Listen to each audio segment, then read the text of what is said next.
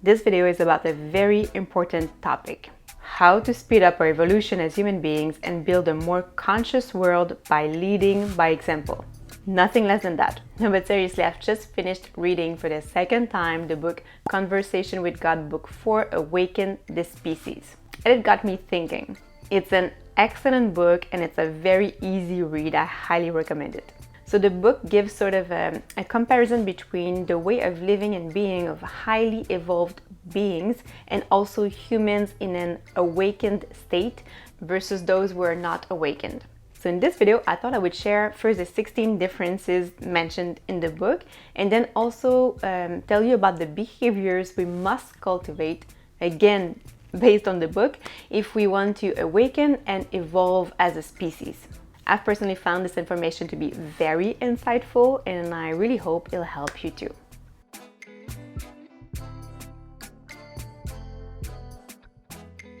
Contrary to most humans, highly evolved beings see unity in all life. As for we, most humans, believe that everything is separate from everything. So that's the core difference between us and highly evolved beings. And from this one difference stems all the other differences in our way of living and being. So there are two main tools that we can use to sort of begin shifting from a belief in separation to one in unity. And the first tool comes from the author. He recommends that every day for 30 days you go for a 15-minute walk and mentally say, while looking at whatever crosses your sight, I am that. So whether you see a dog or kids playing in the park or a bicycle or a car, you just mentally say, I am that. The goal is to develop the understanding that you and the object or the other person you see are one. The second tool is meditation. Meditation is probably one of the best ways we can step into unity consciousness. If you're new to meditation, I've made several videos about meditation, so I'm going to link them somewhere on the screen and also in the description below. And I also have a free 10-minute video class. It's about what I consider to be the easiest meditation technique. It's also the most popular, probably because it's the easiest. And I'm going to also link that class, that free class, in the description below. The second difference is that highly evolved beings tell the truth always. As for we, most humans often lie to ourselves and other people. The third difference is that highly evolved beings say one thing and will do what they say, as we often fail to walk or talk. The fourth difference is that they always do what works.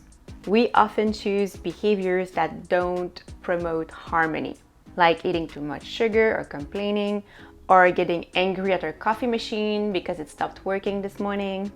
The fifth difference is that they do not embrace the concept of justice and punishment. We tend to believe that people must be punished for doing certain things. The sixth difference is that they do not embrace the concept of insufficiency. We tend to believe that resources are scarce and that there's not enough for everyone. 7, they do not embrace the concept of ownership. We like to possess our own things. 8, they share everything with everyone all the time. We do not share absolutely everything with all humans. 9, they create a balance between machines and nature. We often prioritize technology over nature. Actually, guys, I would say that AI is even getting a little scary right now. 10, they would never end the life of another sentient being. Some humans do kill other sentient beings, like a mosquito or a chicken to eat, or even sometimes other humans. 11, they would never do anything that could potentially damage or harm their physical environment. We have greatly damaged our environment to the point that some places are quite polluted. 12, they never poison themselves. We do consume some substance and food that are not beneficial to our physical bodies, like sugar, alcohol, and junk food. 13, they never compete. We kind of do compete for jobs, resources, romantic partners, and so on. 14, they are clear that they need nothing. We do tend to believe that we need many things to be happy. 15, they experience and express unconditional love for everyone. Most of us do not experience unconditional love for absolutely everyone equally all the time. 16, they have harnessed the power of metaphysics. Most of us know almost nothing about metaphysics and even fewer actually use it. So I highly recommend reading the book if you want to explore these differences in more detail. But for now, let's look at more practical shifts or behaviors that we must cultivate, we must embrace according to the author if we want to become highly evolved too, and if we want to speed up our evolution as a species.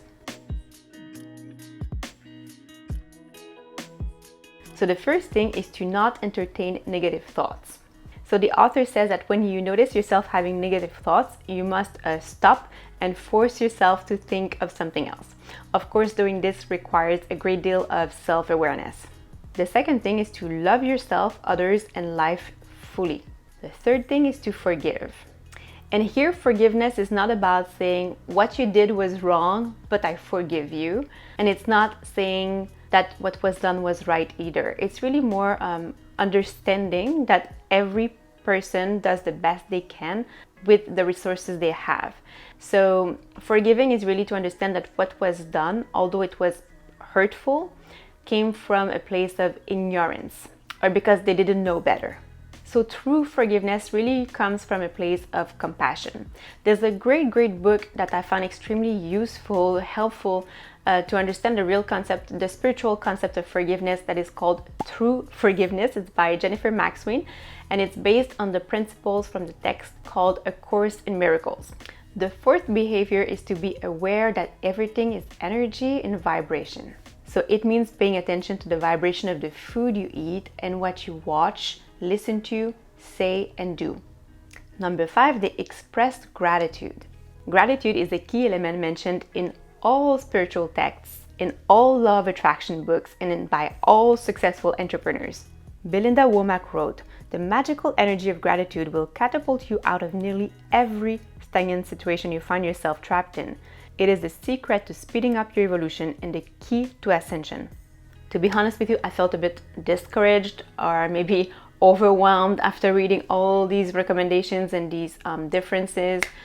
I thought that I would never be able to evolve or to awaken, but there's something that the author says, I think around the end of the book, that was really helpful. He said that we have all behaved in these ways at one time or another. Therefore, none of those behaviors are outside of our capabilities. We just have to decide to be that way more often. Again, I highly recommend reading the book if you're serious about your spiritual journey and if you really do want to contribute to building a better, more conscious world. It's a very easy read, the information is super practical, and it can be applied to our everyday lives. So that's it for me. I hope this was helpful to you. Let me know what you think in the comments, and I wish you a beautiful day, a beautiful week, and I'll see you next week.